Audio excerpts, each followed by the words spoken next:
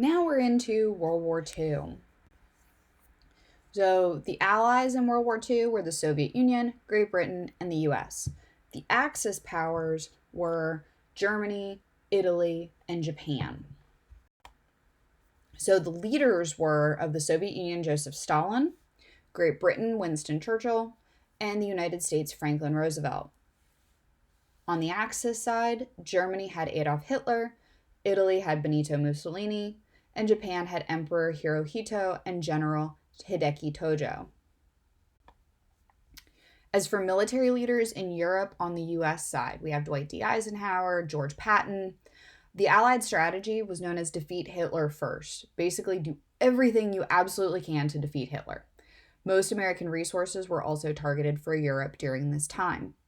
Axis strategy in Europe was defeat the Soviet Union quickly in order to get Soviet oil fields and to force Britain out of the war through bombing and U-boats before America was able to get involved. In the Pacific, the U.S. military leader was Douglas MacArthur. In Japan, you've got the double-headed Emperor Hirohito and Hideki Tojo as the general. The U.S. strategy was an island hopping campaign where we seized islands closer to Japan, like closer and closer and closer, and using them as a base for air attacks and cutting off Japanese supplies through submarine warfare. As for Japan, they invaded the Philippines and Indonesia and then planned to invade Australia and Hawaii.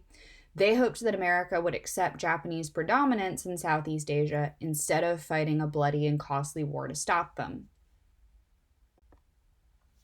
On the home front, war-related industrial output by 1944 was twice that of all the Axis powers combined. We created over 300,000 planes, 100,000 tanks, and ships with the capacity of 53 million tons.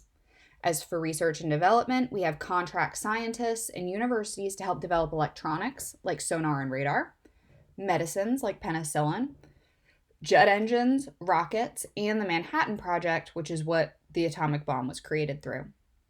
Workers and unions decided no strikes during the war, and then we were able to finance the war through increasing tax income and selling war bonds.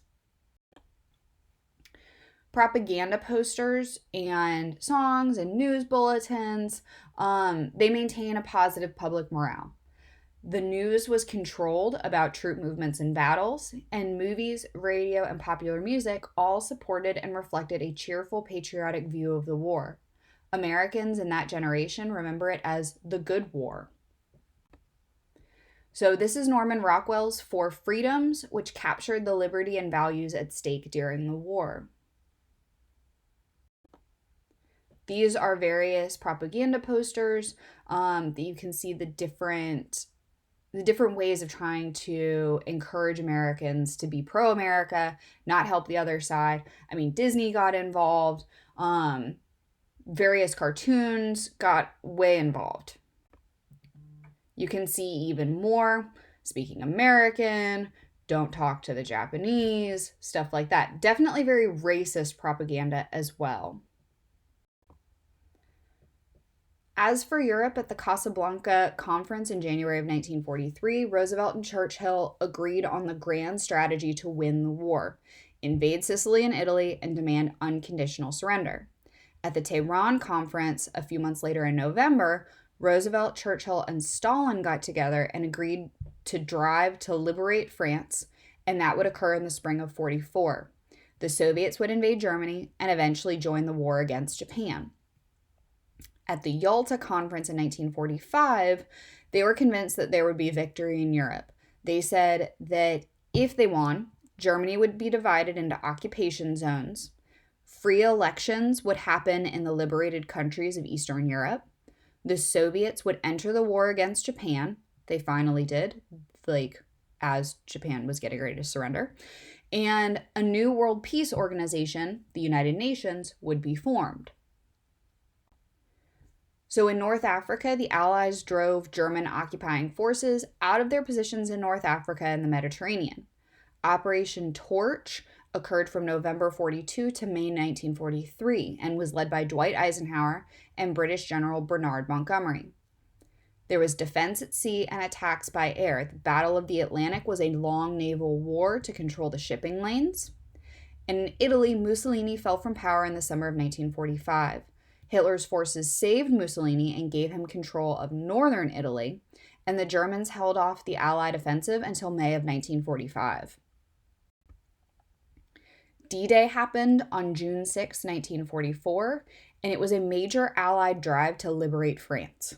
The British, Canadian, and U.S. forces secured several beachheads on the Normandy coast. By August of 44, Paris was liberated, and by September, Allied troops crossed into Germany.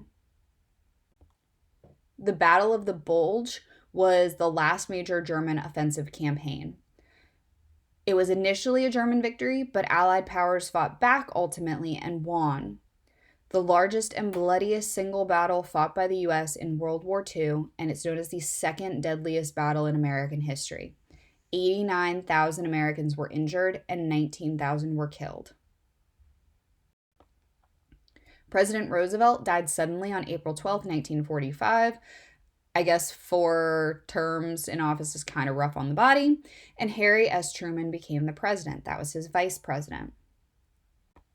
Germany surrendered after Hitler committed suicide on April 30th, 1945, and unconditional surrender came on May 7th.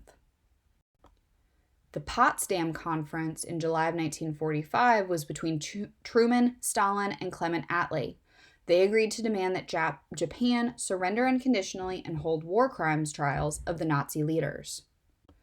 On the Pacific Front in 1942, Japan occupied Korea, Eastern China, the Philippines, British Burma, and Malay, French Indochina, Dutch East Indies, and most of the Pacific Islands west of Midway Island.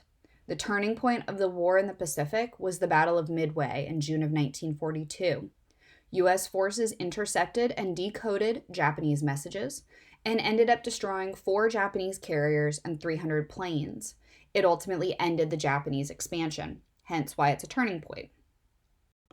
The Battle of Leyte Gulf in October 1944 is the largest naval battle in history. The Japanese Navy was virtually destroyed at this battle, and the Japanese used kamikaze pilots to make suicide attacks on U.S. ships. The Battle of Okinawa was full of kamikaze attacks. The U.S. suffered 50,000 casualties, and 100,000 Japanese were killed. The Manhattan Project was directed by J. Robert Oppenheimer, and it employed over 100,000 workers, so it was huge.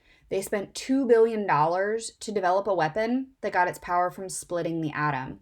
The atomic bomb was successfully tested on July 16, 1945, at Alamogordo, New Mexico. Harry Truman called on Japan to surrender unconditionally or face utter destruction. On August 6th, the bomb was dropped on Hiroshima. On August 9th, it was dropped on Nagasaki. About 250,000 Japanese died as a result of the 2 bombs. Ultimately, the Japanese surrendered on September 2nd, 1945.